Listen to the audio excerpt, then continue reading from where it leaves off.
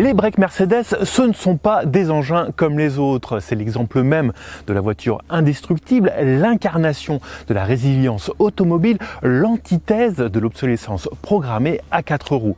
Ou en tout cas, ça l'était au XXe siècle. Depuis, les familiales à l'étoile ont d'autres arguments à faire valoir, comme les performances, le confort ou encore des équipements de pointe. Et vous avez sous les yeux leur dernière évolution, la classe C SW, que nous essayons aujourd'hui dans sa version 220D. Mais avant de rentrer dans le cœur du sujet, je vous propose, si vous le voulez, de nourrir les dieux de l'algorithme de YouTube en laissant un pouce en l'air sous cette vidéo et, si ce n'est pas déjà fait, de vous abonner à la chaîne Caradisiac qui compte déjà presque 220 000 abonnés.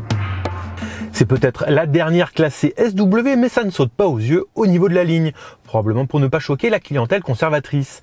Les feux avant s'étirent, la calandre devient hexagonale, la ligne de caisse est plus haute et les feux arrière deviennent horizontaux jusqu'à déborder sur le haillon. Pas une révolution donc, mais l'ensemble est dynamique et élégant.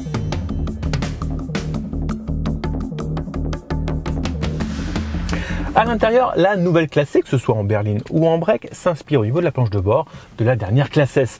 Avouez qu'il y a pire comme référence. On retrouve donc au milieu ce gigantesque écran multimédia très incliné qui va jusqu'à 11,9 pouces et cette instrumentation numérique sans casquette qui va elle jusqu'à 12,3 pouces.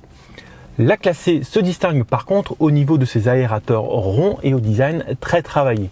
Sinon, rassurez-vous, la combinaison de cuir rouge et de fibres de carbone de notre modèle d'essai n'est pas ce qu'on fait de plus subtil, mais il existe bien évidemment de nombreuses autres configurations qui ont toutes comme point commun une excellente finition et un soin particulier apporté au choix des matériaux.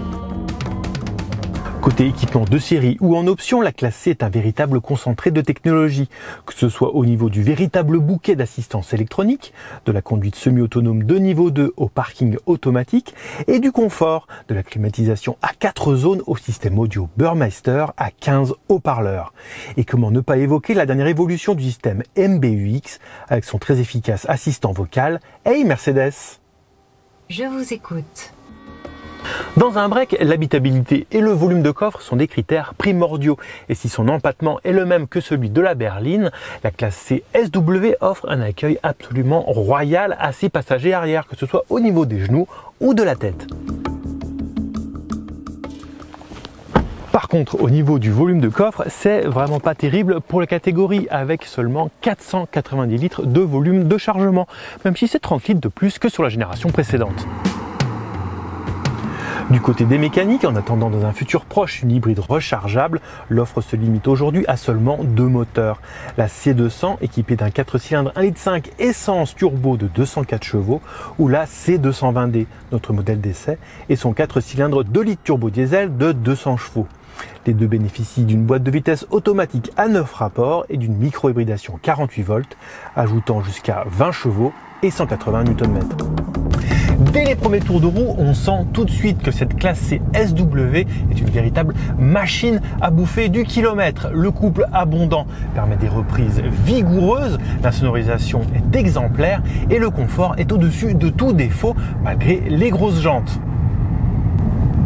La micro-hybridation récupère de l'énergie à la décélération, puis la restitue à l'accélération et se charge aussi de couper le moteur pour permettre une roue libre quand les conditions sont réunies. Mais visiblement, cela arrive très rarement, ce qui fait qu'au final, on ressent très peu l'incidence de l'assistance électrique à la conduite et surtout au niveau de la consommation, puisque nous avons enregistré au terme de notre essai plus de 7 litres de moyenne, ce qui paraît élevé vu l'arsenal déployé.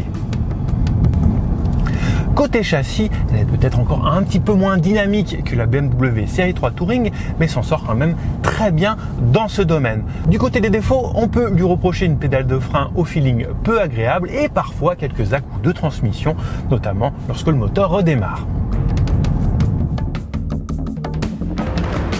La Mercedes classée SW démarre aujourd'hui à 51 050 €, soit 1 500 € de plus que la berline. Mais c'est surtout à motorisation équivalente 5 000 € de plus qu'une Audi A4 avant et même 6 000 € de plus qu'une BMW Série 3 Touring. Une différence colossale que même le contenu technologique plus important peine à justifier.